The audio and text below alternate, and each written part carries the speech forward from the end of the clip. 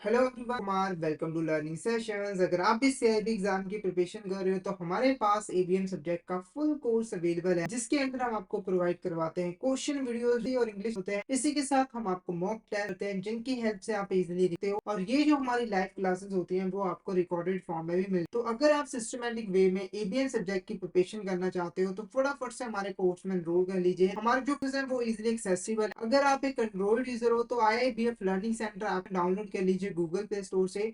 और अगर आप एक iOS यूजर हो तो माई इंस्टीट्यूट आप डाउनलोड कर लीजिए ऐप स्टोर से। वहां पे आपको ऑर्गेनाइजेशन कोड ईजी, तो फटाफट से ना आपको डाउनलोड कर लीजिए, हमारे एनरोल कर लीजिए। और अगर आप अभी हमारे कोर्स में एनरोल करते हैं तो आपको लगभग 82% का ऑफ हमारे कोर्सेज पे, जिसके लिए आपको कूपन कोड है आशीष। तो फटाफट से इस कूपन कोड का यूज करके हमारे कोर्स में एनरोल कर लीजिए।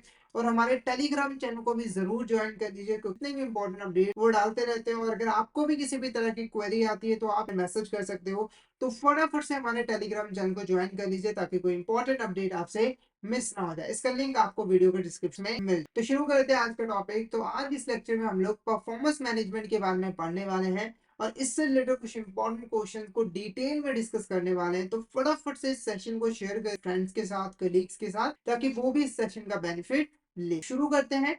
तो सबसे पहले परफॉर्मेंस मैनेजमेंट का मतलब, ठीक है। तो परफॉर्मेंस मैनेजमेंट के एक जो ऑर्गेनाइजेशन हो वो अपनी परफॉर्मेंस को मैनेज और इस तरीके से मैनेज करती है कि एम्प्लॉयज की जो परफॉर्मेंस हो वो गोल जो ऑर्गेनाइजेशन है उसके गोल्स के अकॉर्डिंग हो और उसको अचीव करने में जो है वो है। तो परफॉर्मेंस मैनेजमेंट के अंदर एक ऑर्गेनाइजेशन अपने एम्प्लॉयज की परफॉर्मेंस को असेस करती है, मेजर करती है और देखती है कि वो हमारी ऑर्गेनाइजेशन के गोल्स के अकॉर्डिंग है या फिर नहीं। और अगर नहीं होती है तो जो भी प्रॉब्लम्स होती है उसको दूर करती है और एम्प्लॉयज की परफॉर्मेंस को और गोल्स के जो है वो बनाया जाता है, ताकि जो हर एम्प्लॉय जो है वो ऑर्गेनाइज गोल्स करने के लिए ही परफॉर्म। क्लियर है आपको? तो परफॉर्मेंस मैनेजमेंट एक ऐसी प्रोसेस है जिसके थ्रू ऑर्गेनाइजेशंस एम्प्लॉयज की परफॉर्मेंस को अच्छी तरीके से मैनेज करते हैं, ताकि उनकी परफॉर्मेंस इंक्रीज हो और उनके जो गोल्स हो वो भी अचीव हो। क्लियर है? अब फटाफट से इससे क्वेश्चन है उसको हम यहाँ पर देख। तो फर्स्ट क्वेश्चन हमारा देखो क्या है, विच statement best defines performance management. इसमें से कौन स्टेट जो कि बेस्ट तरीके से परफॉर्मेंस मैनेजमेंट को डिफाइन करती है।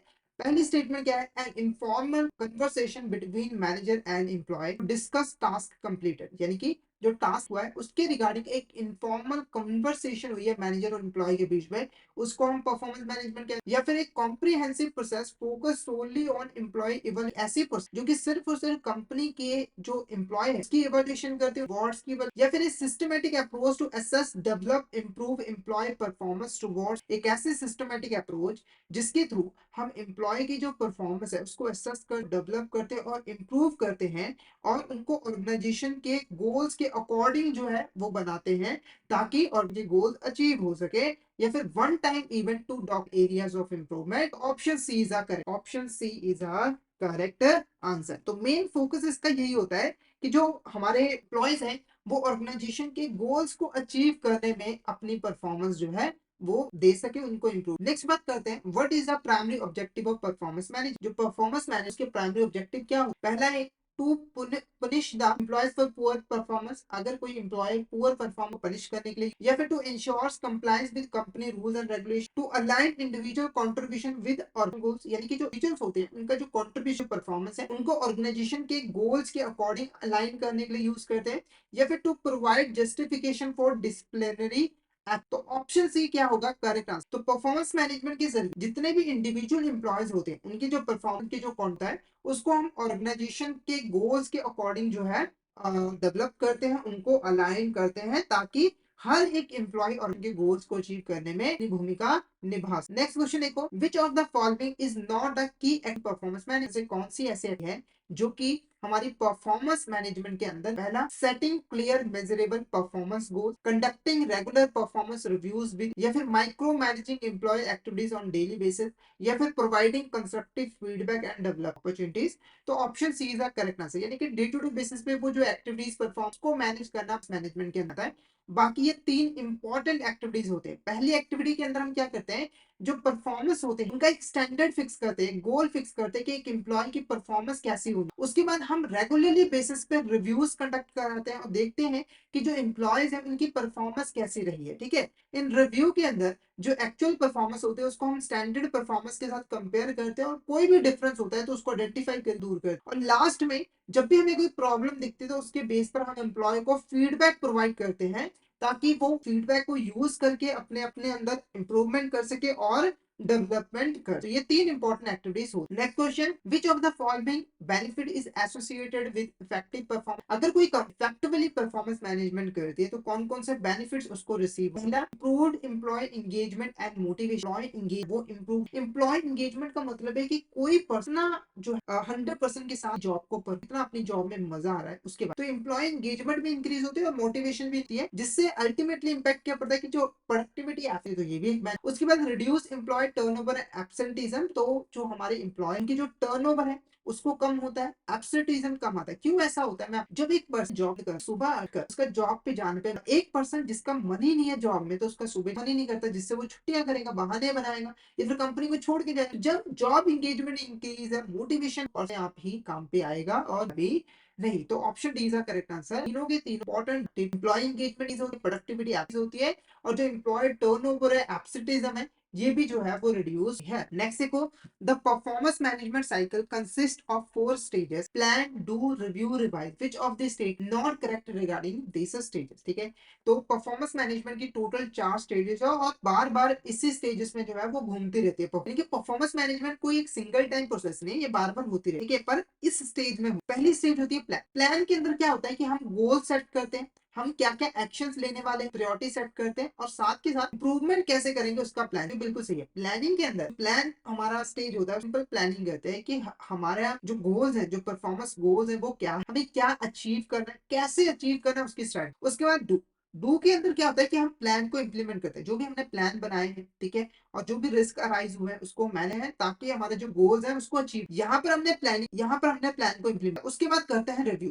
रिव्यू के अंदर हम देखते हैं कि जो प्लानिंग हमने जो उसको हमने किया उसकी इफेक्टिवनेस कैसी है, हमें रिजल्ट यहाँ पर इसके अंदर हम फीडबैक लेते हैं एम्प्लॉयज, ताकि हमारी जो पॉलिसीज है उनका क्या इम्पैक्ट रहा है उसे अच्छे तरीके से। और उसके बाद जो लास्ट स्टेज होता है वो होता है रिवाइज। पर रिवाइज के अंदर इन्होंने क्या लिखा है कि हम लोग जो एग्जिस्टिंग प्लान होते हैं उसको ही मेंटेन करके रखते हैं और किसी भी तरह के चेंज को, इंप्रूवमेंट को हम अडेप्ट करते हैं, उसको रिफ्यूज कर देते हैं। तो ये गलत, क्योंकि जब हम रिव्यू करते हैं तो हमें कुछ रिजल्ट्स मिलते हैं जिसके बेस पर जो भी इंप्रूवमेंट करने की जरूरत होती है, जो भी चेंजेस करने की जरूरत होती है, वो हम यहाँ पर करते हैं ताकि हमारे जो एम्प्लॉयज हैं उनकी परफॉर्मेंस को इंक्रीज किया जा सके। ठीक है, नेक्स्ट क्वेश्चन देखो आप। Next question, dash is a structured and systematic used by organisation assess evaluate manage the job performance for their. एक ऐसी स्ट्रक्चर्ड और सिस्टमैटिक प्रोसेस जो कि ऑर्गेनाइजेशन यूज करती है अपने एम्प्लॉयज की परफॉर्मेंस को असेस करने के लिए, इवैल्यूएट करने के लिए और मैनेज। पहला, performance management employee evaluation process, organisational effectiveness program या फिर परफॉर्मेंस अप्रेजल सिस्टम।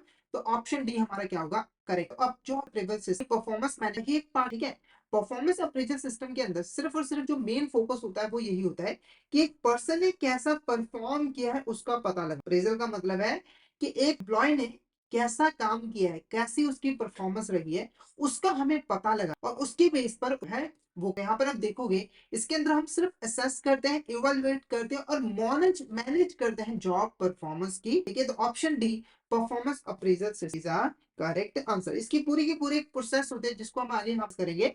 पर होता क्या है इसमें कि एक एम्प्लॉय ने कैसा परफॉर्म किया है पहले पता लगाना, उसको असेस की, इवैल्यूएशन करनी है, फिर उसको मैनेज करना। मैनेज करने का मतलब कि उसकी परफॉर्मेंस को थोड़ा सा सुधार देना, उसका परफॉर्म। ठीक है, बात करते हैं परफॉर्मेंस प्रोसेस की। परफॉर्मेंस अप्रेजल प्रोसेस से है, ठीक है, तो जो पहला स्टेप होता है वो होता है एस्टैब्लिशिंग। के अंदर हम क्या करते हैं, एक जॉब के अंदर क्या परफॉर्मेंस रही इसका हम स्टैंडर्ड। तो जैसे ही हम किसी जॉब को डिस्क्राइब कर रहे होते हैं तो उसके अंदर परफॉर्मेंस स्टैंडर्ड को हम पहले ही इंटीग्रेट कर देते हैं कि इस जॉब को परफॉर्म करने के लिए जो मिनिमम स्टैंडर्ड है परफॉर्मेंस का वो इतना है। जैसे आप अगर किसी की बात करें तो 100 यूनिट्स आपको प्रोड्यूस करना है, तो ये क्या है हमारा परफॉर्मेंस स्टैंडर्ड। उसके बाद कम्युनिकेटिंग परफॉर्मेंस, तो जो आपने परफॉर्मेंस स्टैंडर्ड बनाया है उसको जिस पर्सन ने जॉब परफॉर्म करनी है उसको कम्युनिकेट करना ताकि उसे पता तो हो कि उसे क्या परफॉर्मेंस। उसके बाद मेजर एक्चुअल। उसके बाद जब पर्सन ने परफॉर्मेंस देनी स्टार्ट कर दिया तो उसकी एक्चुअल परफॉर्मेंस को हमें मेजर कर कि उसने एक्चुअली में कितना यहाँ पर परफॉर्म किया है, कैसे परफॉर्म किया। इसके लिए हम पर्सनल ऑब्जर्वेशन का यूज कर सकते हैं, यानी कि आप पर्सनली देखिए परफॉर्मेंस कैसी रही है, या फिर हम स्टैटिस्टिकल रिपोर्ट का यूज कर सकते हैं, ओरल रिपोर्ट का यूज कर सकते हैं, या फिर रिटर्न रिपोर्ट का भी यूज कर सकते हैं। उसके बाद किया जाता है कंपेयर, हम एक्चुअल परफॉर्मेंस को स्टैंडर्ड्स के साथ जो है वो कंपेयर करते हैं कि एक्चुअली में हमारी जो एम्प्लॉयज है उसकी परफॉर्मेंस कैसी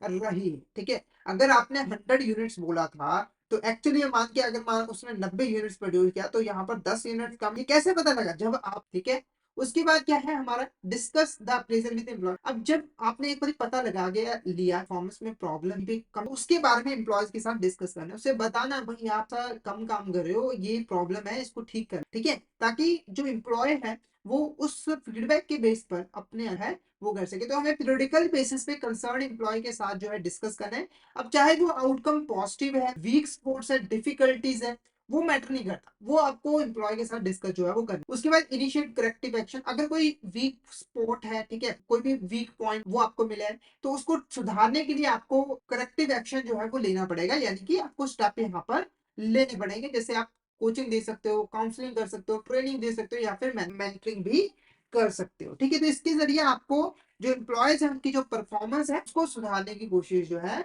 वो करनी है। ठीक है, नेक्स्ट नेक्स्ट क्वेश्चन देखो, the overall objective of the performance appraisal is to improve the efficiency of the, जो ओवरऑल ऑब्जेक्टिव होता है परफॉर्मेंस अप्रेजल का है कि ऑर्गेनाइजेशन की जो एफिशिएंसी है उसे इंप्रूव करना। ठीक है, पर इसके अलावा कुछ स्पेसिफिक ऑब्जेक्टिव भी होते हैं, वो क्या होते हैं वो हम पहले यहाँ पर डिस्कस करेंगे। ठीक है, तो पहला ऑप्शन क्या है, to enable organisation ten a inventory of quality and skill of people identify meet their training needs. ठीक है, तो ऑर्गेनाइजेशन का एक ऑब्जेक्टिव होता है अप्रेजल का, ये होता कि उसे ना पास ऐसे लोग चाहिए जो कि टैलेंटेड हो, जिसके अंदर स्किल्स हो, और उन स्किल्स का यूज करके वो हमारे और उसको परफॉर्म करके हमारी है वो कर सके। ठीक है, और साथ के साथ उनकी जो ट्रेनिंग नीड्स है उनको आइडेंटिफाई करके उनको पूरा भी किया जाए ताकि उनको उनके अंदर और ज्यादा इंप्रूवमेंट ले आए। ठीक है, तो पहला ऑब्जेक्टिव तो ये है कि एक अच्छे लोग, अच्छा टैलेंट जो है ऑर्गेनाइजेशन के अंदर होना चाहिए, उसको मेंटेन करके रख। उसके बाद to determine the performance limit and provide data for performance, तो एक पर्सन की परफॉर्मेंस के हिसाब इंक्रीमेंट देने के लिए, साथ के साथ प्रमोशन और ट्रांसफर डाटा देने के लिए भी अप्रेजल सिस्टम का यूज करते हैं, क्योंकि अल्टीमेटली हमें क्या होता है इस सिस्टम की हेल्प से पता लगता है पर्सन की परफॉर्मेंस कैसी रही, अच्छी रही है, बुरी रही है, उसके बेस पर इंक्रीमेंट देते हैं, साथ ट्रांसफर और मॉनिटर भी, प्रमोशन भी करते हैं। उसके बाद टू मेंटेन ग्रुप डेवलपमेंट, ठीक है, तो इंडिविजुअल लेवल, ग्रुप लेवल क्या डेवलपमेंट करनी पड़ा। ठीक है, साथ के साथ की जो एस्पिरेशन है उनको फुलफिल कर कोशिश करनी है, जो परफॉर्मेंस है उनको भी स्टैंडर्ड लेवल तक जो है वो लेकर जाना है। तो all of the above is the correct answer. ये सारे के सारे ही हमारे इंपॉर्टेंट ऑब्जेक्टिव्स होते हैं परफॉर्मर के। तो option D all of the above is option D is all of the above is next question is the free form essay method allows for detailed feedback but can be subjective, what does this method, ये method क्या है, हमारे perform appraisal का method है। देखो performance appraisal के जो method है उसको हम ट्रेडिशनल मेथड और मॉडर्न मेथड के अंदर डिवाइड कर सकते। तो पहला जो मेथड है ट्रेडिशनल मेथड, और ट्रेडिशनल मेथड के अंदर एक मेथड होता है फ्री फॉर्म ऐसे मेथड। अब इस मेथड के अंदर क्या होता है ये क्वेश्चन तो पहले हम समझ लेते हैं, फिर हम इसका आंसर भी देख लेंगे। तो फ्री फॉर्म ऐसे के अंदर क्या होता है कि हमारा जो सुपीरियर होता है, जो एम्प्लॉयज के ऊपर निगरानी रखता है, देख रेख करता है, परफॉर्मेंस देखता है, वो क्या करता है एक एक ऐसे लिखता है एम्प्लॉय के ऊपर, इसकी स्ट्रेंथ के बारे में, इसके वीकनेस के बारे में कि एम्प्लॉय कैसा है उसकी। ठीक है, और इसीलिए इसको हम फ्री फॉर्म ऐसे कहते हैं। यानी कि अगर मान के चलो कोई ए सुपीरियर और बी है, बी पर्सन क्या है एम्प्लॉय, ए को लगता है कि जो बी पर्सन वो मशीन ए के ऊपर सही ढंग से काम नहीं कर पाता है, उसकी जो प्रोडक्शन रहती है वो आधी रहती है, उसकी कम्युनिकेशन स्किल्स भी थोड़ी, वो अपने कलीग्स के साथ सही तरीके से बिहेव नहीं करता है। तो इसने क्या किया एक पूरा का पूरा डॉक्यूमेंट और उसके अंदर ये सारी बातें जो है वो लिख दी, फ्री फॉर्म में लिख दी, जैसे हम नॉर्मली लिखते हैं, कोई ऐसा कोई डिफरेंट फॉर्म नहीं फॉलो किया। ठीक है, तो ये हमारा क्या कहलाता है फ्री से। मीनिंग आपको क्लियर हो गया है, अब आप आंसर भी ऐसे पाओगे। पहले देखो ranking employees from best to, जो एम्प्लॉयज है उनको बेस्ट टू वर्स्ट रैंक कर देते हैं, या फिर writing and narrative assessment of employee strength and weakness. तो हमने क्या किया है हमारी जो एम्प्लॉय स्ट्रेंथ एंड वीकनेस है उसका एक असेसमेंट की और उसके बारे में एक नैरेटिव एक ऐसे लिखा, तो ये हमारा ऑप्शन बी क्या होगा करेक्ट होगा। नेक्स्ट देख लेते हैं comparing each employee to others usually और इन ग्रुप्स, तो हमें ईच एम्प्लॉय को जो है कंपेयर करना है दूसरों के साथ, या फिर assigning grades based on predetermined criteria. तो जो ऑप्शन बी है writing and narrative assessment of employee strength and weakness, ये हमारा क्या है करेक्ट आंसर है, ये हमारा फ्री फॉर्म अंदर नेक्स्ट देखो क्या है हमारा, in which method are employees assigned grade based on their performance determined grade. Option है post, option B graphic rating scale method, या फिर ग्रेडिंग मेथड, या फिर group appraisal method. Option C, option grading method is. Grading method के अंदर क्या होता है कि हमारे पास है ना कुछ बेंचमार्क्स होते हैं, यहाँ पर बेंचमार्क्स होते हैं, या फिर आप इसको ऐसे कह सकते हो कि हमारे पास कुछ प्री डिटरमाइंड क्राइटेरिया होते हैं जिसके बेस पर हम ग्रेड्स प्रोवाइड करते हैं। जैसे अगर हम एग्जांपल लें, जो हम स्कूल में पढ़ते थे तो क्या होता था कि हमें ग्रेड्स में मार्क्स मिलते थे ए बी सी डी। इसका एक पहले से क्राइटेरिया होता था कि अगर हमारा 70 से अबव मार्क्स है तो ए, ठीक है, उसके बाद 50 से अबव 60 तक है तो बी, उसके बाद उससे कम है तो सी, उसके बाद अगर है तो फेल। तो एक प्री डिटरमाइंड क्राइटेरिया है। तो ऐसे ही हम क्या करते हैं, grading math pre determined criteria के बेस पर पर्सन को ग्रेड प्रोवाइड करते हैं। जैसे अगर ए पर्सन, हमने 100 यूनिट्स का स्टैंडर्ड फिक्स किया था और हमने ये भी बोला था 90 यूनिट्स होंगी तो ए ग्रेड, 80 यूनिट्स होंगे तो बी ग्रेड, 70 यूनिट्स होंगे सी ग्रेड। तो हम अब क्या करेंगे, इसको ग्रेड देंगे ए को। अगर इसने 70 यूनिट्स प्रोड्यूस किए होंगे तो हम इसको सी ग्रेड यहाँ पर प्रोवाइड कर दें। ठीक है, नेक्स्ट क्वेश्चन देखो। नेक्स्ट क्वेश्चन हमारा, the force choice distribution method reduces rater bias but may miss nuanced performance, what does this method present the. ठीक है, तो ये मेथड क्या है, पहले ये यहाँ पर आपको बता दूं। फोर्स चॉइस डिस्ट्रीब्यूशन मेथड के अंदर, डिस्क्रिप्शन मेथड के अंदर क्या, जब भी हम किसी एम्प्लॉयज असेसमेंट कर रहे होते हैं परफॉर्मेंस की, तो उसके रिगार्डिंग ना कुछ स्टेटमेंट्स क्या लिखते हैं, कुछ स्टेटमेंट्स लिखते हैं। जैसे एग्जांपल के मान के चलो, एक ए पर्सन था, उसका सुपीरियर था यहाँ पर बी पर्सन, ठीक है, उसने यहाँ पर दो तीन स्टेटमेंट जो है वो बनाए। जैसे ए पर्सन जो है उसकी कम्युनिकेशन स्किल्स अच्छी नहीं, पर वो अपने सुपीरियर से बहुत अच्छे तरीके से, ये क्या हुई, दो स्टेटमेंट। एक स्टेटमेंट क्या है, उसकी कम्युनिकेशन स्किल्स अच्छी नहीं है, वो अपने कलीग से अच्छे से बात नहीं कर पाता है। और दूसरी स्टेटमेंट क्या है कि वो अपने सुपीरियर से बहुत अच्छा बात कर पाता है। दो स्टेट क्या होता है, जो सुपीरियर होता है या फिर जो हमारे एम्प्लॉयज होते हैं उनको बोला जाता है कि इसमें से जो बेस्ट स्टेटमेंट आपको लगती है कि आपको डिस्क्राइब करिए, आप उसको, यानी कि हम फोर्सफुली कहते हैं एम्प्लॉयज को या फिर जो सुपीरियर है जो चूज करेगा कि आप इन दो स्टेटमेंट में से एक स्टूडेंट को चूज करो जो कि एम्प्लॉय की परफॉर्मेंस को डिस्क्राइब कर। तो मान के चलो इसने सेकंड वाली स्टेटमेंट चूज कर ली कि इसकी जो कम स्किल्स है वो जो अपने मैनेजर है, सुपीरियर्स है, उससे बहुत अच्छे तरीके से बात करता है। ठीक है, तो ये हमारा क्या मेथड कहलाया, ये हमारा force choice distribution description method जो है वो कहला। क्लियर है। तो अब यहाँ पर ऑप्शन देख लेते हैं। तो फर्स्ट ऑप्शन देखो क्या है, scale with specific rating point different. तो एक स्केल होता है जहां पर हम स्पेसिफिक रेटिंग पॉइंट जो है वो प्रोवाइड करते हैं डिफरेंट क्राइटेरिया के बेस, या फिर एक pair of positive and negative state, एक ना पॉजिटिव और नेगेटिव स्टेटमेंट के हम पेयर्स प्रोवाइड करते हैं जिसमें से हमें चूज करना। तो ऑप्शन बी क्या रहेगा, करेक्ट रहेगा। मैंने आपको क्या बताया था कि दो स्टेटमेंट थी, उसमें से एक पॉजिटिव थी एक नेगेटिव थी, एक सिलेक्ट यहाँ पर करना था। तो ये हमारा फोर्स चॉइस डिस्क्रिप्टिव है वो। नेक्स्ट ऑप्शन भी यहाँ पर देख लो, open ended question about strength. तो ओपन एंडेड क्वेश्चंस हमारे स्ट्रेंथ और रिलेटेड, या फिर a ranking list to compare themself with other employees. तो एक रैंकिंग लिस्ट होती है पूरी की पूरी, जिससे जो हमारे एम्प्लॉयज होते हैं वो दूसरे एम्प्लॉयज के साथ खुद को कंपेयर कर पाते हैं। ऑप्शन बी हमारा यहाँ पर क्या होगा, करेक्ट। क्या होगा, ऑप्शन बी यहाँ पर करेक्ट आंसर रहे। क्लियर है आपको यहाँ तक। नेक्स्ट क्वेश्चन देखो क्या है, विच of the statement best describe management by objective. इसमें से कौन सी ऐसी स्टेटमेंट है जो कि सबसे अच्छे तरीके से मैनेजमेंट बाय ऑब्जेक्टिव को डिफाइन करती है। तो सबसे पहले मैनेजमेंट बाय ऑब्जेक्टिव है क्या, उसका मतलब समझ लेते हैं। तो management by objective performance appraisal का एक मेथड होता है जिसके अंदर हमारी जो मैनेजमेंट होती है और जो एम्प्लॉयज होते हैं वो साथ में मिलकर गोल्स को सेट करते हैं। नॉर्मली देखा जाता है कि जो गोल्स है उसको कौन बनाता है, मैनेजमेंट बनाता है, और उसको फॉलो कौन करता है, एम्प्लॉयज करते हैं। पर मैनेजमेंट बाय ऑब्जेक्टिव के अंदर जो गोल्स होते हैं उसको मैनेजमेंट और एम्प्लॉयज दोनों मिलकर जो है वो बनाते हैं और बाद में उसको अचीव करने की कोशिश जो है वो करते हैं। तो इसके अंदर एम्प्लॉय का भी पार्टिसिपेशन होता है। अब ऑप्शन देख लेते हैं। फर्स्ट ऑप्शन कह रहा है it is a top down approach where managers dictate goals to employees. तो ये एक टॉप डाउन अप्रोच होती है जिसके अंदर जो मैनेजर्स होते हैं वो गोल्स को सिर्फ और सिर्फ डिक्टेट कर देते हैं, एम्प्लॉयज को बता देते हैं और एम्प्लॉयज को उसे अचीव करना होता है। या फिर it is a cooperative process where employees and manager work together to set goals. तो ये एक कोऑपरेटिव प्रोसेस होती है जहां पर एम्प्लॉयज और मैनेजर साथ में मिलकर काम करते हैं गोल्स को सेट करने के लिए। तो जो ऑप्शन बी है ये यहाँ पर परफेक्टली डिफाइन कर रहा है मैनेजमेंट बाय ऑब्जेक्टिव्स को। बाकी के ऑप्शन देख लो, it focus on past performance rather than future objectives. तो ऐसा बिल्कुल भी नहीं है। ठीक है, उसके बाद it emphasise achieving goals regardless of the impact on the employee wellbeing. तो इसके अंदर सिर्फ और सिर्फ गोल्स पे फोकस किया जाता है, एम्प्लॉयज पे फोकस नहीं किया जाता। तो ऐसा बिल्कुल भी नहीं है। तो ऑप्शन बी हमारा यहाँ पर क्या होगा, करेक्ट आंसर होगा। Option B is a correct answer. Next question देखो, which of the statement is correct regarding the process of management by objective. जो हमारी प्रोसेस होती है मैनेजमेंट बाय ऑब्जेक्टिव की, कौन सी स्टेटमेंट करेक्ट है? पहली स्टेटमेंट कह रही है the organisation goals are first set and clearly stated in measurable target. तो मैनेजमेंट बाय ऑब्जेक्टिव की जो प्रोसेस है उसके अंदर सबसे पहले जो ऑर्गेनाइजेशन गोल्स होते हैं उनको सेट किया जाता है और उनको मेजरेबल टारगेट्स में कन्वर्ट किया जाता है, सिंपली जिसमें हम गोल्स को मेजर कर सके। ठीक है। उसके बाद goal setting process is a joint process. जो गोल सेटिंग प्रोसेस है वो ज्वाइंट प्रोसेस होती है, बिल्कुल सही है। यहाँ पर जो एम्प्लॉयज है और जो मैनेजर है वो साथ में मिलकर काम करते हैं। Short term performance goals are set jointly by employees and their superiors. तो ये भी स्टेटमेंट बिल्कुल करेक्ट है। उसके बाद frequent reviews on performance through one to one meetings and share feedback on performance.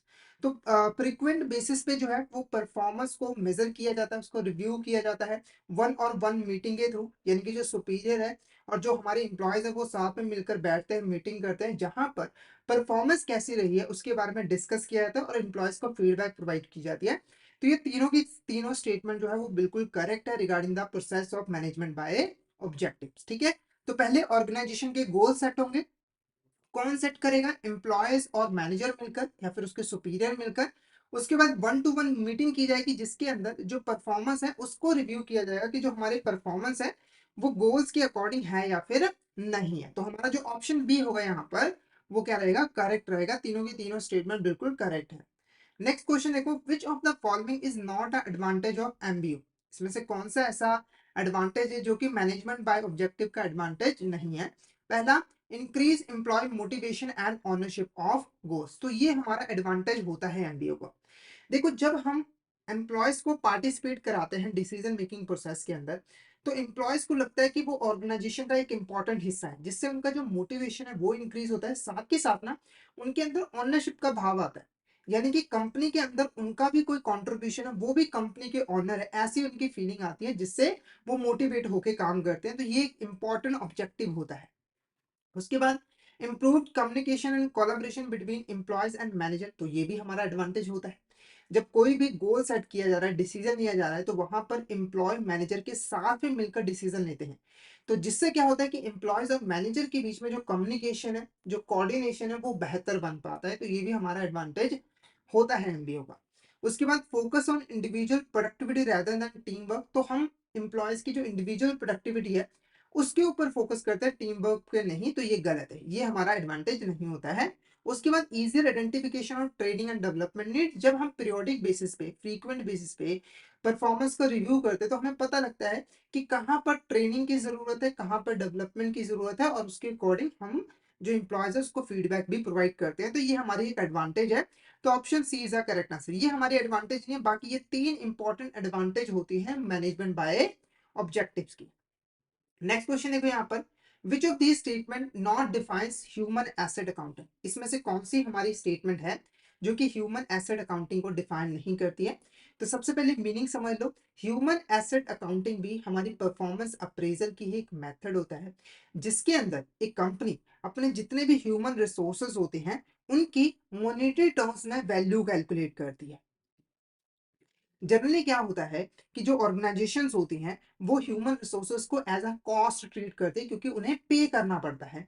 पर इस अकाउंटिंग के अंदर क्या होता है कि जो ऑर्गेनाइजेशंस होती है वो ह्यूमन रिसोर्सेज को एक कैपिटल के तरीके से, एक एसेट के तरीके से जो है यूज करती है। क्लियर है? तो इसके अंदर होता क्या है, तो ह्यूमन से रिलेटेड, ह्यूमन रिसोर्सेज से रिलेटेड जितनी भी इंपॉर्टेंट इंफॉर्मेशन है उसको सिस्टमेटिक वे में रिकॉर्ड किया जाता है, ताकि हमारे ह्यूमन रिसोर्सेज की जो वैल्यू है उसको मेजर किया जा सके फाइनेंशियल टर्म्स के अंदर। ठीक है। अब कौन सी स्टेटमेंट डिफाइन नहीं करती है? पहली स्टेटमेंट देखो, it is use to evaluate employees performance as per the monetary benefits they yield from the organisation.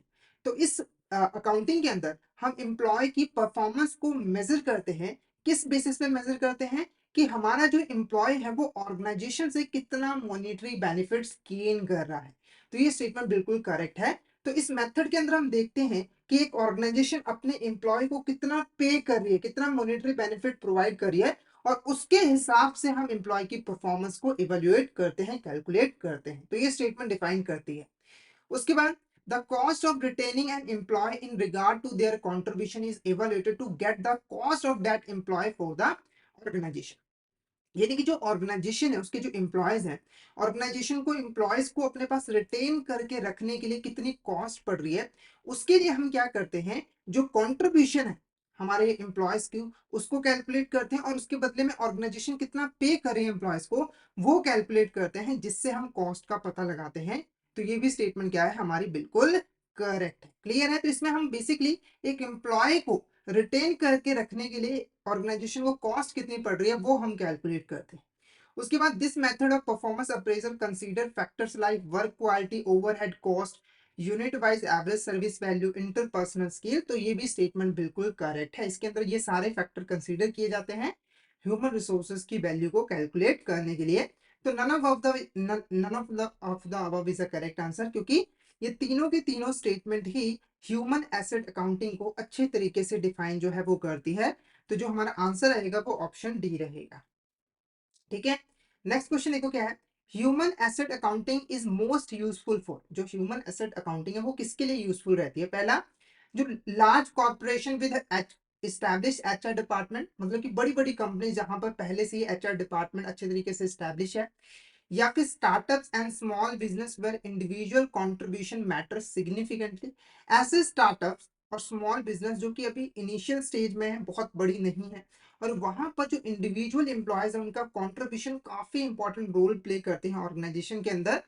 तो ऑप्शन भी हमारे यहाँ पर क्या रहेगा, करेक्ट आंसर रहेगा। ठीक है, तो जो छोटी कंपनीज है जहां पर एक इंडिविजुअल एम्प्लॉय की भी काफी इंपॉर्टेंस रहती है, वहां पर ह्यूमन एसेट अकाउंटिंग काफी यूजफुल रहती है। ठीक है, तो option B is a correct answer. Next question देखो, which of the following is not a typically assess during assessment centre workshop. ठीक है, तो जब भी हम असेसमेंट सेंटर वर्कशॉप करते हैं तो कौन सी चीज हम किस चीज को हम असेस नहीं करते हैं। तो पहले, असेसमेंट सेंटर वर्कशॉप क्या है उसका मतलब समझ लो। तो असेसमेंट सेंटर वर्कशॉप भी हमारा परफॉर्मेंस अप्रेजल का ही एक मेथड होता है। इसके अंदर क्या होता है, हम डिफरेंट डिफरेंट एक्सरसाइज कंडक्ट करवाते हैं, सिमुलेशन कंडक्ट कराते हैं, रोल प्ले कंडक्ट कराते हैं, ताकि उसके अंदर हमारी एम्प्लॉय की जो परफॉर्मेंस है उसको हम पता लगा सकें, उसको हम मेजर कर सकें, और उसके बेस पर एम्प्लॉय के बिहेवियर, उसकी परफॉर्मेंस को इवेल्युएट किया जा सके। क्लियर है? जैसे एग्जांपल के लिए आपने क्या किया, एक एक्सरसाइज कंडक्ट करवाई जिसके अंदर आपने यहाँ पर जो फिजिकल स्ट्रेंथ है एम्प्लॉयज की उसको चेक किया, मतलब ऐसी ऐसी एक्टिविटीज दी जिससे फिजिकल स्ट्रेंथ के बारे में पता लगे। तो ये हमारा क्या है, असेसमेंट सेंटर वर्कशॉप जो है वो कहलाता है। ठीक है, तो इसमें आप सिचुएशंस को क्रिएट करते हो, एम्प्लॉयज को सिचुएशन में डालते हो और उसकी परफॉर्मेंस को मेजर करते हो कि उन्होंने उस सिचुएशंस के अंदर क्या डिसीजन लिए हैं, ठीक है, उनकी क्या क्वालिटीज उसमें काम आई हैं, वो सारी चीजें आप असेस करते हो ताकि उसकी परफॉर्मेंस को जाना जा सके। ठीक है, आप कौन सी चीज इसमें नहीं असेस की जाती है, पहला leadership qualities, technical skills, problem solving abilities, या फिर कम्युनिकेशन स्किल्स।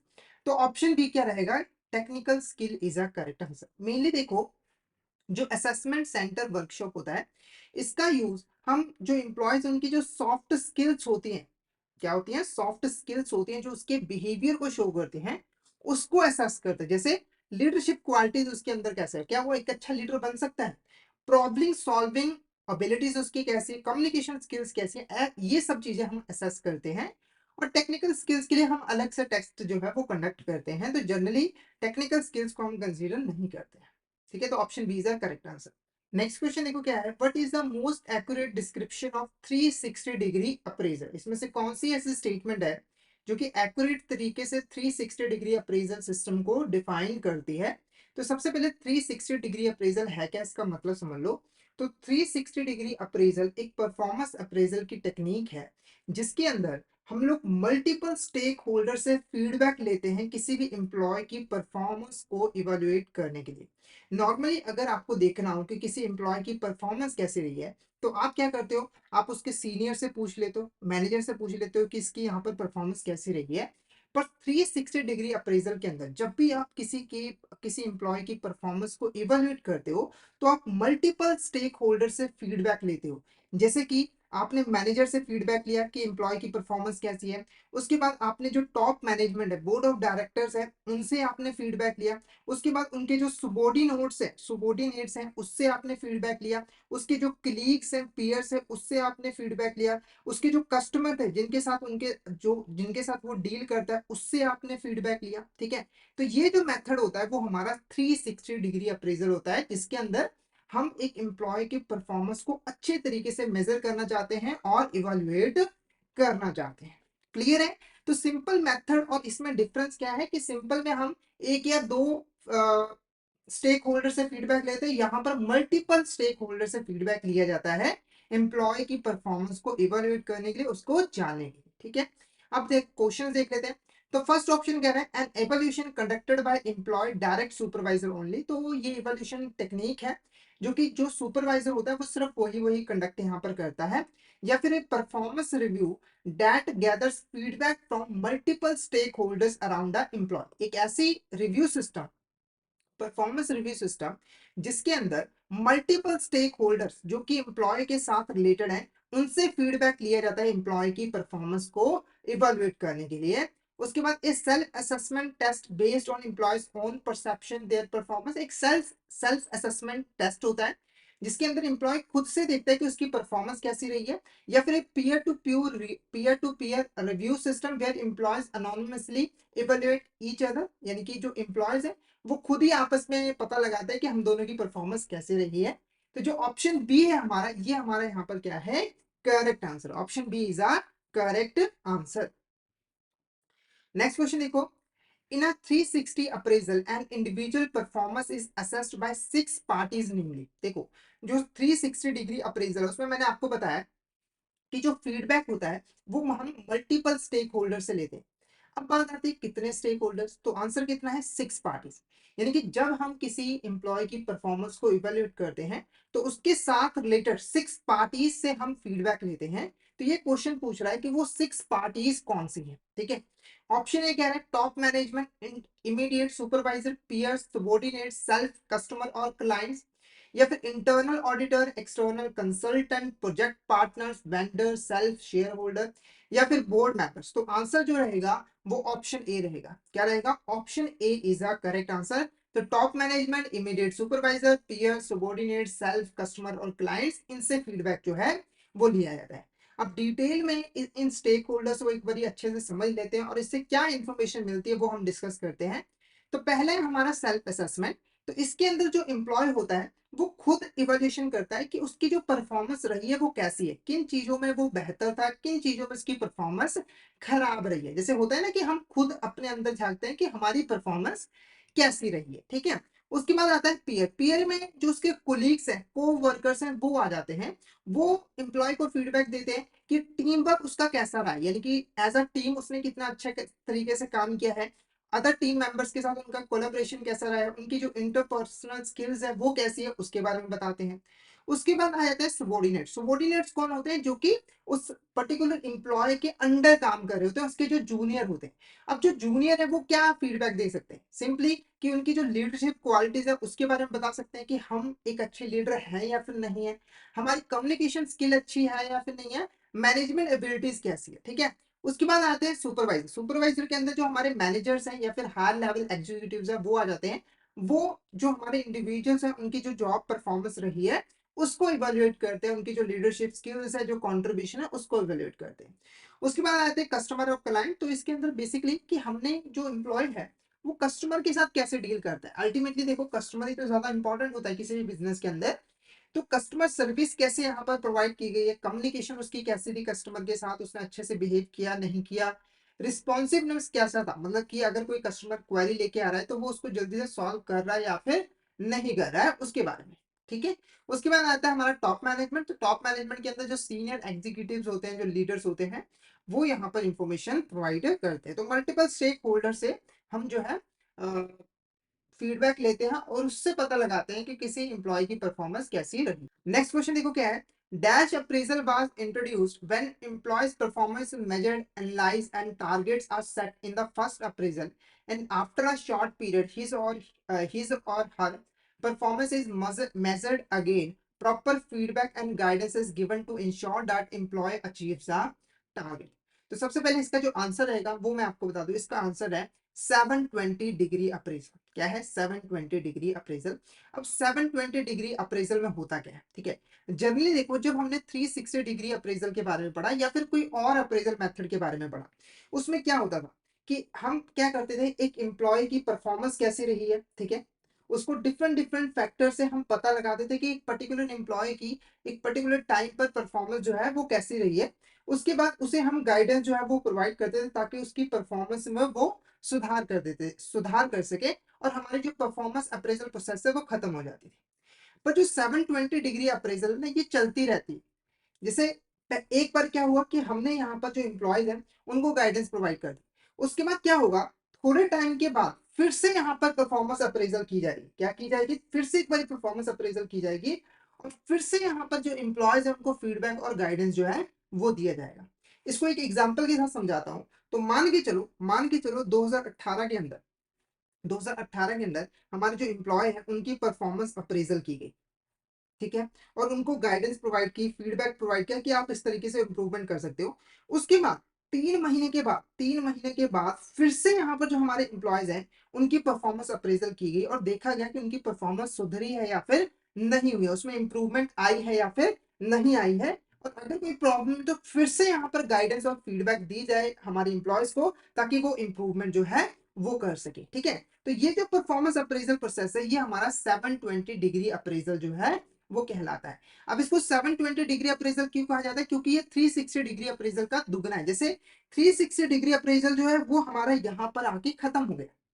नॉर्मली हमने एम्प्लॉयज के मल्टीपल स्टेक होल्डर से फीडबैक लिया और उससे पता लगा कि एम्प्लॉय की परफॉर्मेंस कैसी रही है और नेक्स्ट टाइम के लिए जो एम्प्लॉयज है उसको गाइडेंस और फीडबैक दे दिया और यहाँ पर खत्म हो गया। यहाँ पर आके फिर से ये सारी चीजें दोबारा से की गई, यानी कि 360 डिग्री जो अप्रेजल है वो फिर से किया गया और इसी को हम 720 डिग्री अप्रेजल जो है वो कहते हैं। तो क्वेश्चन भी यही कह रहा था कि आपने फर्स्ट अप्रेजल किया जिसके अंदर आपने एम्प्लॉयज की जो परफॉर्मेंस है उसको मेजर किया, उसको एनालाइज किया, टारगेट सेट किया। उसके बाद एक शॉर्ट पीरियड के अंदर उसकी परफॉर्मेंस को फिर से मेजर किया गया और फिर से उसको प्रॉपर फीडबैक और गाइडेंस जो है वो दिया गया। तो आई होप आपको ये वाला जो क्वेश्चन है वो अच्छे से क्लियर हो गया होगा। तो option A 720 degree appraisal is the correct answer.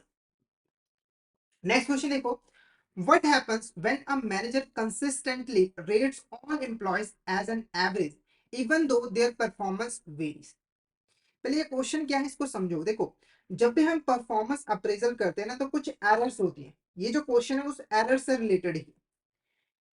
जैसे यहाँ पर ऑप्शन में दिखा है हेलो इफेक्ट, लिनेंसी बायस, सिविरिटी बायस, सेंट्रल टेंडेंसी बायस, ये सारी की सारी एरर्स हैं जो कि परफॉर्मेंस अप्रेजल करते वक्त अकर होती हैं जिसकी वजह से परफॉर्मेंस अप्रेजल सही तरीके से नहीं होती है, ठीक है। तो ये क्वेश्चन पूछ रहा है एक ऐसी एरर जिसके अंदर जो हमारा मैनेजर होता है वो सभी एम्प्लॉयज को एक एवरेज रेटिंग जो है वो प्रोवाइड कर रहा होता है चाहे उनकी परफॉर्मेंस वेरी करती है। तो जो आंसर रहेगा वो central tendency bias is a correct answer. जैसे एग्जांपल के मान के चलो एक एक कंपनी के अंदर 100 एम्प्लॉयज काम करते हैं। इनका जो मैनेजर है उसने यहाँ पर परफॉर्मेंस अप्रेजल किया और सभी को उसने क्या किया, 60 मार्क्स दे दिए, यानी कि जो परफॉर्मेंस रही है वो 60% है, सबकी एवरेज इतनी है। पर हो सकता है ना कि कुछ टॉप परफॉर्मर हो, कुछ बहुत ही कम परफॉर्म कर रहे हो। तो ये जो एरर है वो हमारी सेंट्रल टेंडेंसी बायस कहलाती है। उसके बाद ये जो एरर्स होती है इसके बारे में डिस्कस कर लो। पहले हेलो इफेक्ट की बात करते हैं। हेलो इफेक्ट क्या होता है? तो जनरली देखो, जब हम किसी एम्प्लॉय की किसी एक कैरेक्टरिस्टिक के बेसिस पर उसकी परफॉर्मेंस अप्रेजल करते हैं तो वो हमारा हेलो इफेक्ट कहलाता है। जैसे एग्जांपल के मान के चलो, एक एम्प्लॉय था एक्स, ठीक है, उसका एक इंपॉर्टेंट कैरेक्टरिस्टिक था कि वो पंक्चुअल था, मतलब कि वो काम पर जो है वो टाइम पर आता था। और हमने क्या किया, उसी के बेस पर, उसी एक कैरेक्टरिस्टिक के बेस पर इसकी परफॉर्मेंस अप्रेजल कर दी। हमने माना कि बाकी चीजों में भी ये ऐसा ही होगा, टाइम में अच्छा है तो बाकी चीजों में भी ऐसा होगा। हो सकता है ना कि टाइम पर आता हो और आके बैठ के गप्पे मारता रहता हो, काम करता ही ना हो, ठीक है। तो ये हमारा क्या कहलाता है, हेलो इफेक्ट। लेलेंसी बायस के अंदर क्या होता है कि जो हमारा अप्रेजर होता है, जो अप्रेजल कर रहा होता है, मैनेजर होता है, वो सभी को ज्यादा मार्क्स दे रहा होता है। यानी कि सब, हो सकता है किसी की परफॉर्मेंस 20% हो, किसी की 40, किसी की 60, पर वो हर किसी को ज्यादा दे रहा है। मतलब कि जिसकी 20 है उसको 40 दे रहा है, जिसकी 40 है उसको 80 दे रहा है, जिसकी 60 है उसको 100 से भी ज्यादा दे रहा है। तो ये हमारा लेनेंसी बायस कहलाता है।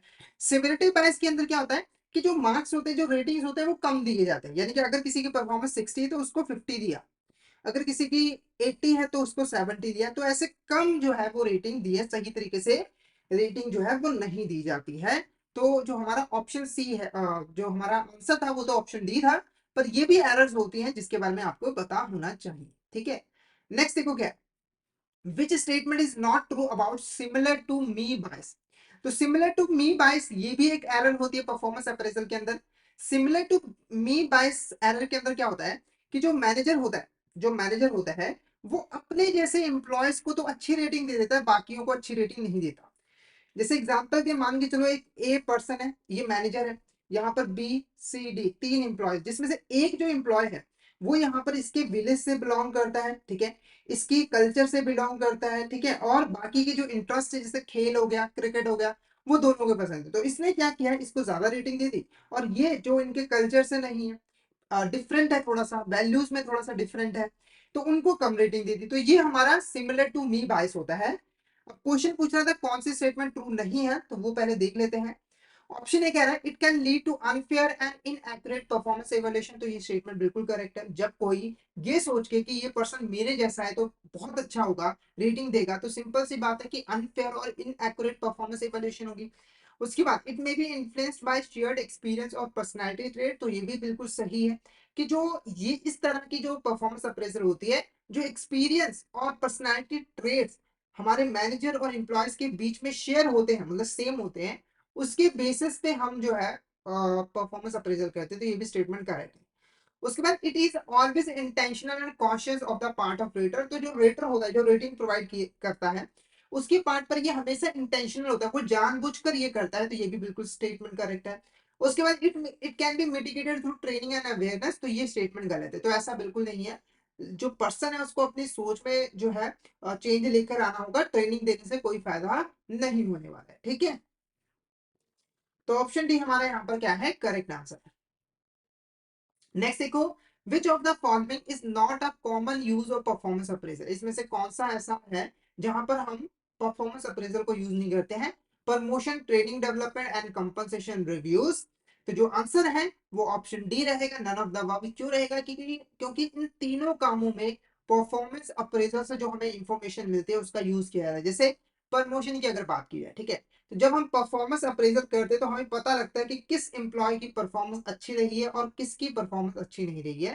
तो जब हमें प्रमोशन करनी होती है तो हम आसानी से उस पर्सन को सिलेक्ट करते हैं जिसकी परफॉर्मेंस अच्छी रही होती है। ठीक है, उसके बाद ट्रेनिंग एंड डेवलपमेंट, जब हम परफॉर्मेंस अप्रेजल करते हैं तो हमें पता लगता है कि किसी पर्सन की परफॉर्मेंस में कहाँ कहाँ पे खामियां हैं जिसकी वजह से वो अच्छी परफॉर्मेंस नहीं दे पा रहा है। और उन खामियों को आइडेंटिफाई करके प्रॉपर ट्रेनिंग देकर हम एम्प्लॉयज की डेवलपमेंट जो है वो करते हैं। उसके बाद कंपनसेशन रिव्यूज, ठीक है, कोई पर्सन किस तरीके से परफॉर्म करे उसके अकॉर्डिंग हम उनको कंपनसेशन भी प्रोवाइड करते हैं। अगर कोई बहुत अच्छा काम कर रहा है तो उसको थोड़ी उसकी सैलरी इंक्रीज करेंगे, और कोई अगर सही तरीके से काम नहीं कर रहा है तो उसकी सैलरी को हम कम करेंगे। ठीक है, कम तो नहीं करते हैं, फिर भी कुछ और एक्शन यहाँ पर लेंगे ताकि वो सही तरीके से काम करे। ठीक है, नेक्स्ट क्वेश्चन देखो यहाँ पर, dash refers to the meeting of the appraiser and appraisee for getting information and clarification for the purpose of appraising the performance, and it enables the identification of potential areas of development together with the appropriate training measures। ठीक है, तो सबसे पहले इस question को समझो। Question क्या कह रहा है, एक ऐसी मीटिंग जिसके अंदर जो हमारा अप्रेजर और अप्रेजी दोनों बैठते हैं, ताकि वो यहाँ पर अप्रेजल का जो हमारी परफॉर्मेंस की अप्रेजल हो रही है उसको करने का जो पर्पज है उसको क्लैरिफाई कर सके और उसके रिगार्डिंग इंपॉर्टेंट इंफॉर्मेशन को इकट्ठा कर सके। साथ के साथ इस मीटिंग से हमें ये भी पता लगता है कि कौन से एरियाज है जहां पर डेवलपमेंट की जरूरत है, और उस एरियाज को डेवलप करने के लिए कौन कौन से हमारे पास ट्रेनिंग मेजर जो है वो अवेलेबल है। तो जो आंसर आएगा option C, appraisal interview is a correct answer. ठीक है, तो अप्रेजल यहाँ पर कौन है, जो कि परफॉर्मेंस अप्रेजल कर रहा है। अप्रेजी कौन है, जिसकी परफॉर्मेंस का इवैल्यूएशन जो है वो किया जा रहा है, जिसकी परफॉर्मेंस को मेजर किया जा रहा है। तो बेसिकली यहाँ पर एम्प्लॉय आ गया और ये हमारा क्या हो गया, मैनेजर हो गया। ठीक है, तो ये मीटिंग हमारी करते हैं, अप्रेजल मीटिंग करते हैं, जहां पर अप्रेजल से रिलेटेड जितने भी इंपॉर्टेंट मैटर्स होते हैं उनकी डिस्कशन की जाती है कि जो अप्रेजल है वो क्यों किया जा रहा है। ठीक है, उसका क्या बेनिफिट होगा ऑर्गेनाइजेशन को और एम्प्लॉय को क्या बेनिफिट होगा, उसके बारे में पूरी डिटेल जो है वो दी जाती है। क्लियर है? तो option C appraisal interview is a correct answer. और जैसे ही अप्रेजल हो जाता है तो हमारे जो एम्प्लॉयज हैं उनको फीडबैक भी जो है वो दी जाती है इस मीटिंग के अंदर। नेक्स्ट क्वेश्चन देखो, which of this statement is correct regarding feedback give to employees for performance improvement. ठीक है, तो जब हम परफॉर्मेंस अप्रेजल करते हैं तो कुछ खामियां निकल कर आती हैं जिसकी वजह से जो एम्प्लॉय है वो अच्छे तरीके से परफॉर्म नहीं कर रहा होता है। तो हमारी जो मैनेजमेंट होती है वो एम्प्लॉय को फीडबैक प्रोवाइड करती है, गाइडेंस प्रोवाइड करती है, ताकि जो एम्प्लॉय है वो उस फीडबैक का यूज करके अपनी परफॉर्मेंस को इंप्रूव कर सके। तो कौन सी स्टेटमेंट यहाँ पर फीडबैक के रिगार्डिंग करेक्ट है, क्योंकि देखो फीडबैक देने का भी एक तरीका होता है, एक प्रोसीजर होता है। तो पहली स्टेटमेंट क्या है, the feedback should be objective and should help employee in reaching appropriate level of performance in future. तो जो हमारा फीडबैक है ना वो ऑब्जेक्टिव होना चाहिए। ऑब्जेक्टिव का मतलब है कि जो फीडबैक है वो हमेशा फैक्ट और फिगर्स एविडेंस के बेस पर दिया जाना चाहिए, सब्जेक्टिव बेसिस पे नहीं। ठीक है, साथ के साथ फीडबैक ऐसा होना चाहिए जो कि एम्प्लॉय को हेल्प करे फ्यूचर में अच्छी तरीके से परफॉर्म करने के लिए। तो ये स्टेटमेंट बिल्कुल करेक्ट है। नेक्स्ट क्या है, the feedback should be suggestive in nature rather than judgmental. तो जो फीडबैक होना चाहिए ना वो सजेशन होना चाहिए, यानी कि हम यहाँ पर फीडबैक के जरिए किसी पर्सन को जज नहीं कर रहे हैं कि वो पर्सन अच्छा है बुरा है, बल्कि हम उसको सजेस्ट कर रहे हैं कि भाई ये कमी है, इसको दूर करोगे तो आपकी परफॉर्मेंस इंक्रीज होगी और आपको ही बेनिफिट जो है वो पहुंचेगा। साथ के साथ हमें यहाँ पर क्या है, ट्रेनिंग और डेवलपमेंट नीड्स के ऊपर जो है वो फोकस करना है। तो ये भी स्टेटमेंट बिल्कुल करेक्ट है। नेक्स्ट क्या है, the superior should be adopt a fault finding approach not problem solving approach. तो जो सुपीरियर है वो फॉल्ट फाइंडिंग अप्रोच यहाँ पर फाइंड आउट करे। तो ये स्टेटमेंट क्या है, गलत है, क्योंकि ये स्टेटमेंट बिल्कुल उल्टी है। यहाँ पर क्या होना चाहिए, जो सुपीरियर है उसको प्रॉब्लम सॉल्विंग अप्रोच को यूज करना है, यानी कि उसे प्रॉब्लम को सॉल्व करने की कोशिश करनी है, ना कि सामने वाले पर्सन के फॉल्ट को फाइंड आउट करके उसे गिल्टी फील करवाना है। उसके बाद the aim to improve the performance of the appraisee and not to criticise him. तो जो एम होना चाहिए फीडबैक का वो यही होना चाहिए कि जो अप्रेजी उसकी परफॉर्मेंस को इंप्रूव किया जाए, ना कि उसको क्रिटिसाइज करके उसको नीचा दिखाया जाए। तो हमारा जो फर्स्ट सेकंड और फोर्थ ये जो स्टेटमेंट है ये बिल्कुल करेक्ट है, और जो थर्ड है वो गलत है। तो जो हमारा आंसर रहेगा वो ऑप्शन ए रहेगा। Option A is a correct answer. Option A is a correct answer. Next question देखो, the primary objective of employee counselling is. जो एम्प्लॉय काउंसलिंग की जाती है उसका प्राइमरी ऑब्जेक्टिव क्या होता है। तो एम्प्लॉय काउंसलिंग का पहले यहाँ पर मतलब समझा लूं। तो काउंसलिंग के अंदर जो हमारी ऑर्गेनाइजेशंस होती हैं वो अपने एम्प्लॉयज को सपोर्ट करती है, उनको गाइडेंस प्रोवाइड करती है, ताकि एम्प्लॉयज अपनी जितनी भी प्रॉब्लम्स है, चाहे वो वर्क से रिलेटेड है चाहे उनकी पर्सनल लाइफ से रिलेटेड है, उनको यहाँ पर दूर कर सके। नॉर्मली होता है ना, जैसे अगर मान के चलो हमें कोई पर्सनल दिक्कत होती है, कोई प्रॉब्लम होती है, तो हम डॉक्टर के पास काउंसलिंग करने चले जाते हैं, जहां पर डॉक्टर हमारी प्रॉब्लम को सुनता है और उसके हिसाब से वो हमें गाइडेंस देता है, हमें फीडबैक देता है, हमें सपोर्ट करता है, ताकि हम उस प्रॉब्लम से अच्छे तरीके से डील कर सके। तो सेम चीज यहाँ पर भी होती है। ऑर्गेनाइजेशन के अंदर अगर किसी एम्प्लॉय को कोई भी प्रॉब्लम है तो उसके रिगार्डिंग जो ऑर्गेनाइजेशन है उसको गाइडेंस देती है, काउंसलिंग के अंदर सपोर्ट देती है, ताकि वो उस प्रॉब्लम से निकल सके और अपनी परफॉर्मेंस को इंप्रूव कर सके। ठीक है, प्राइमरी ऑब्जेक्टिव क्या है, तो ऑप्शन ए कह रहे हैं help employees to address work related and personal issues affecting their performance. तो जितने भी इश्यूज है, चाहे वो वर्क रिलेटेड है, पर्सनल इश्यूज है, जो कि उसकी परफॉर्मेंस को अफेक्ट कर रहे हैं, उनकी परफॉर्मेंस को कम कर रहे हैं, उनको सॉल्व करना, उनको सॉल्व करने में एम्प्लॉयज की हेल्प करना, ये प्राइमरी ऑब्जेक्टिव होता है। उसके बाद impose disciplinary action for violating companies loss. तो अगर कोई कंपनी लॉस को वायलेट कर रहा है तो उसके ऊपर स्ट्रिक्ट एक्शंस लेने हैं, या फिर conduct performance appraisal and evaluation, या फिर ऑल ऑफ द अबव। तो आंसर क्या रहेगा, option A is the correct answer. तो जितने भी एम्प्लॉयज हैं उनके वर्क रिलेटेड और पर्सनल इश्यूज को एड्रेस करना, ये हमारा प्राइमरी ऑब्जेक्टिव होता है एम्प्लॉय काउंसलिंग का। तो option is the correct answer. Next question देखो, which statement is not true about effective counselling process. इसमें से कौन सी ऐसी स्टेटमेंट है जो कि यहाँ पे ट्रू नहीं है regarding the effective counselling process. पहली, process should be start by communicating the purpose of counselling. यानी कि जो काउंसलिंग की प्रोसेस है वो सबसे पहले स्टार्ट होने चाहिए पर्पस बताने से, कि काउंसलिंग किस लिए किए जा रही है, इसका क्या ऑब्जेक्टिव है, ताकि एम्प्लॉय को समझ सके कि काउंसलिंग बेसिकली किस चीज के लिए की जा रही है। तो ये स्टेटमेंट बिल्कुल करेक्ट है। उसके बाद appraisal should be specific and descriptive when he is evaluating the performance. जब भी अप्रेजर किसी पर्सन की, किसी एम्प्लॉय की परफॉर्मेंस को इवैल्यूएट कर रहा है तो वो ना स्पेसिफिक हो, डिस्क्रिप्टिव हो।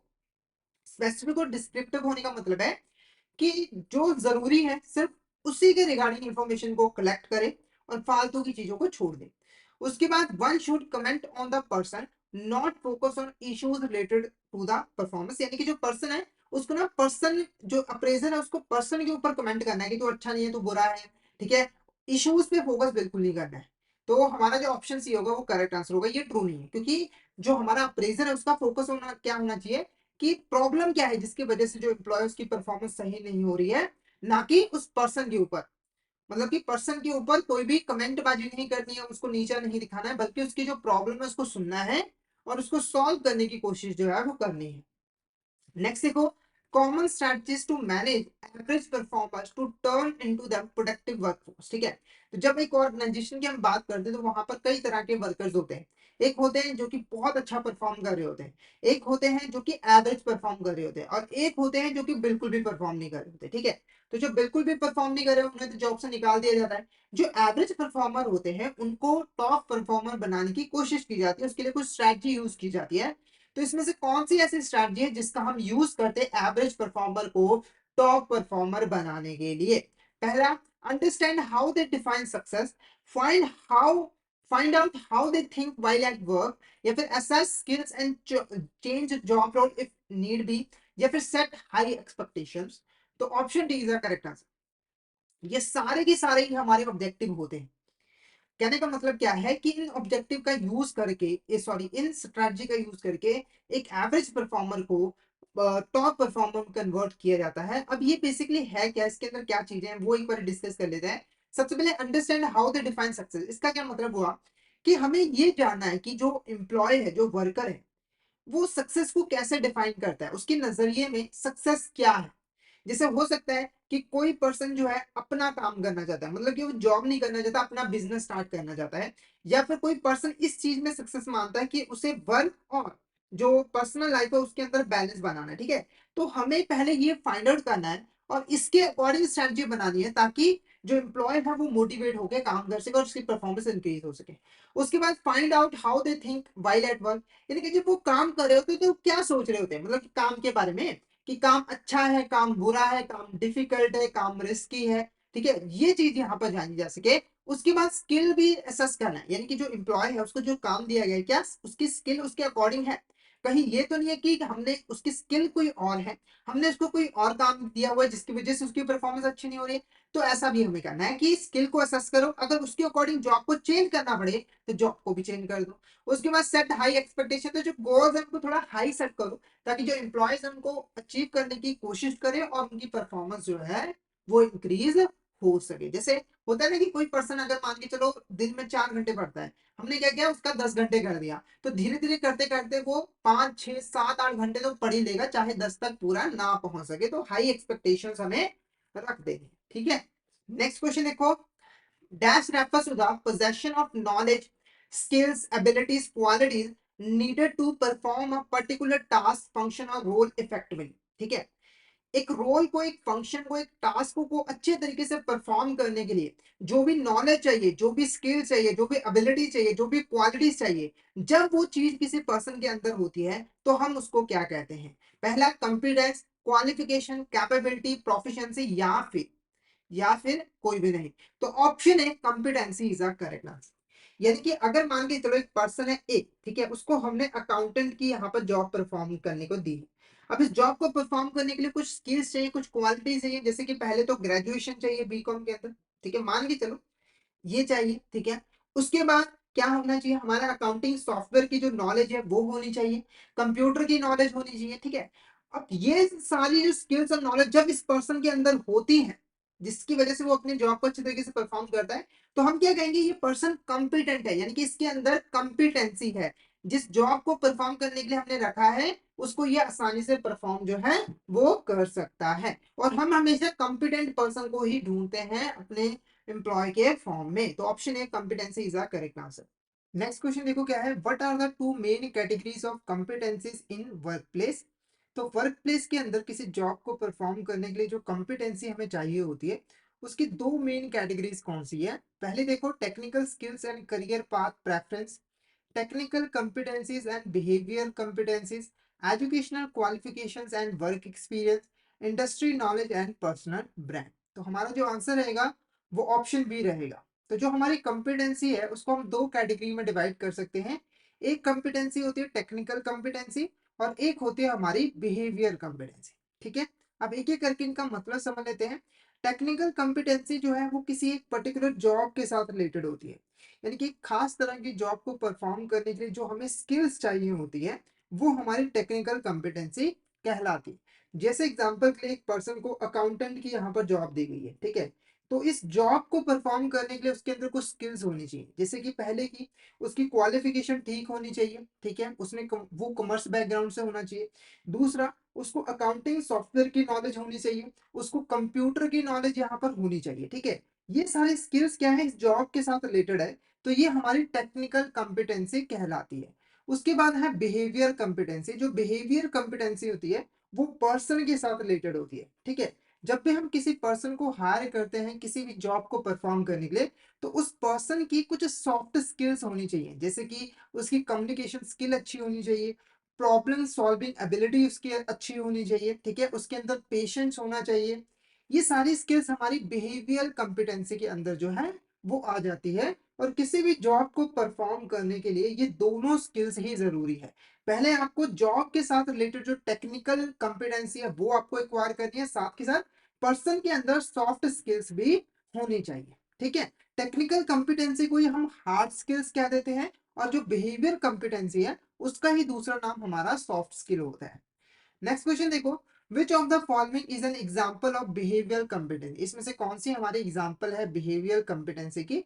पहला देखो, communication skills, problem solving skills, operating software programmes and leadership skills. जो हमारा आंसर रहेगा वो ऑप्शन ए रहेगा, क्योंकि communication skills, problem solving skills and leadership skills, ये तीन स्किल्स ऐसी हैं जो कि एक पर्सन के अंदर होनी चाहिए, यानी कि ये बिहेवियर कंपिटेंसी है। और ये जो थर्ड है ये हमारी टेक्निकल कंपिटेंसी है, यानी कि किसी सॉफ्टवेयर प्रोग्राम को रन करना आना, ये स्किल हमारी टेक्निकल कंपिटेंसी के अंदर जो है वो आती है।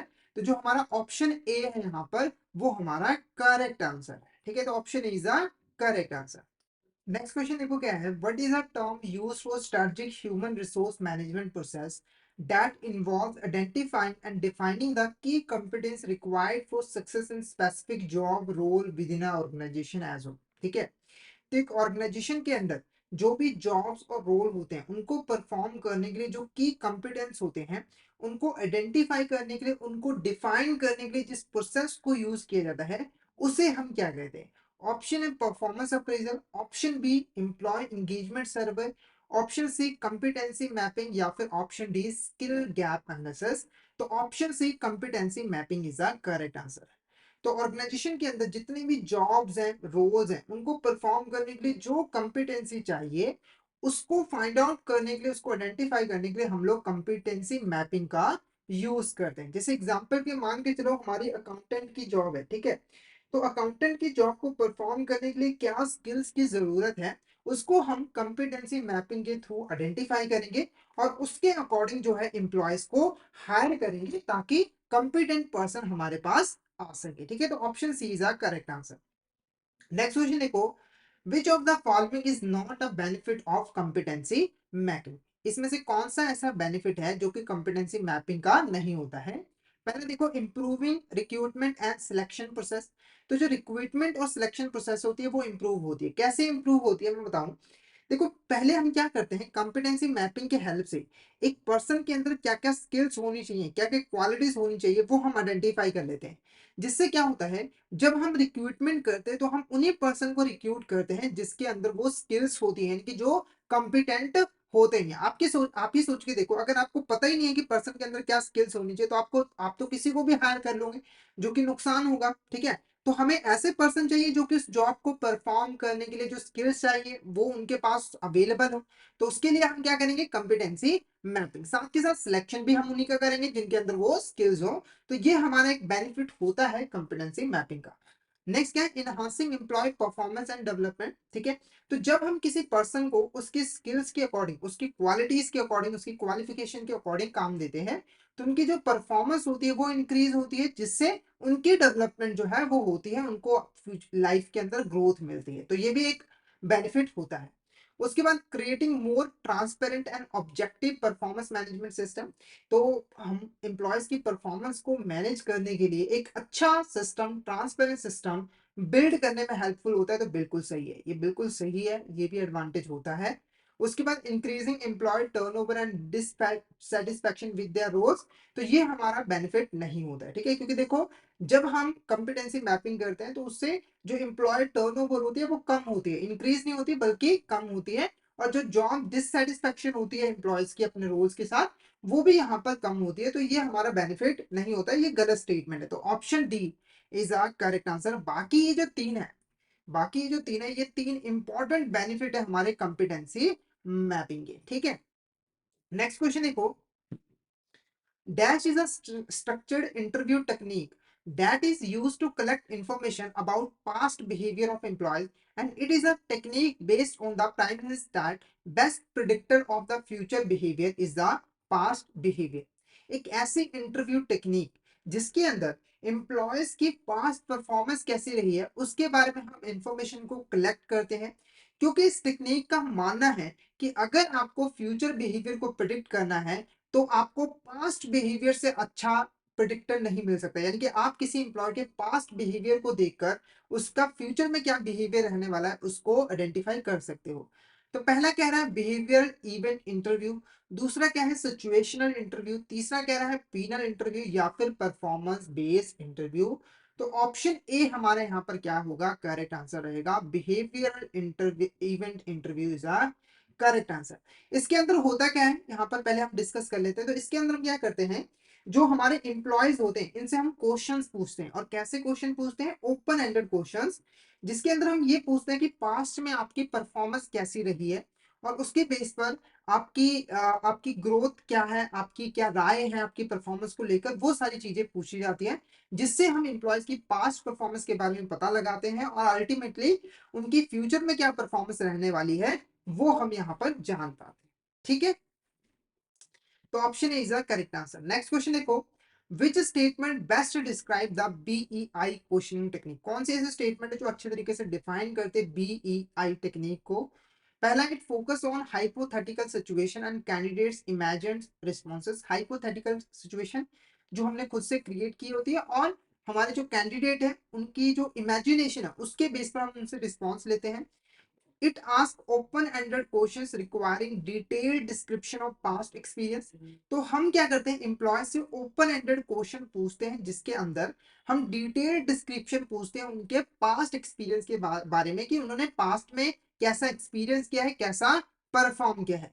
It relies on close ended question with yes और नो मल्टीपल चॉइस आंसर। तो ये गलत है। उसके बाद it emphasises the candidate self assessment of their skills and abilities.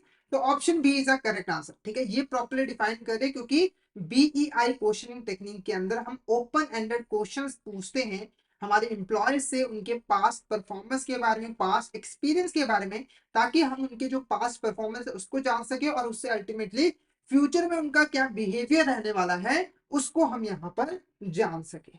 Clear है? ओके, तो यहाँ पर हमारा जो आज का टॉपिक है वो ओवर होता है।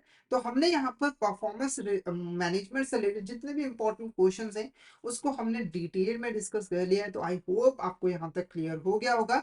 अगर आपको किसी भी तरह का डाउट आता है तो आप चैट बॉक्स में मैसेज करके पूछ सकते हो, और अगर आपको क्लियर हो गया तो एक बार चैट बॉक्स में मैसेज करके जरूर बता दीजिए, ताकि मुझे भी पता लग सके कि आपको यहाँ पर क्लियर हो गया है।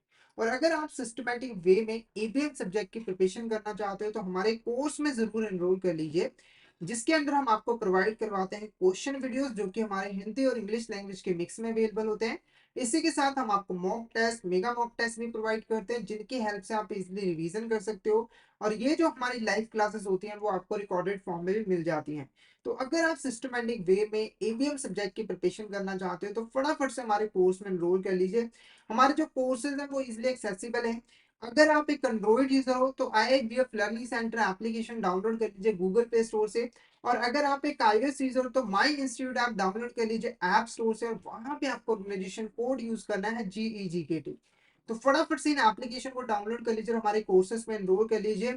और अगर आप अभी हमारे कोर्स में एनरोल करते हो तो आपको लगभग 82% का ऑफ मिल जाता है हमारे कोर्सेज पे, जिसके लिए आपको कूपन कोड यूज करना है आशीष। तो फटाफट से इस कूपन कोड का यूज करके हमारे कोर्स में एनरोल कर लीजिए। और हमारे टेलीग्राम चैनल को भी जरूर ज्वाइन कर लीजिए, क्योंकि हम इसमें एग्जाम से रिलेटेड, क्लासेस से रिलेटेड जितने भी इंपॉर्टेंट अपडेट्स हैं वो डालते रहते हैं। और अगर आपको भी किसी भी तरह की क्वेरी आती है तो आप इस चैनल पे हमें मैसेज कर सकते हो। तो फटाफट से हमारे टेलीग्राम चैनल को ज्वाइन कर लीजिए ताकि कोई इंपॉर्टेंट अपडेट आपसे मिस ना हो जाए। इसका लिंक आपको वीडियो के डिस्क्रिप्शन बॉक्स में मिल जाएगा। तो आज के लिए इतना ही। अगर सेशन अच्छा लगा हो तो सेशन को लाइक कर देना, हमारे चैनल को सब्सक्राइब कर देना और शेयर जरूर कर देना अपने फ्रेंड्स के साथ, कलीग्स के साथ, ताकि वो भी इस सेशन का बेनिफिट ले सके। तो thank you so much everyone, मिलते हैं नेक्स्ट क्लास में।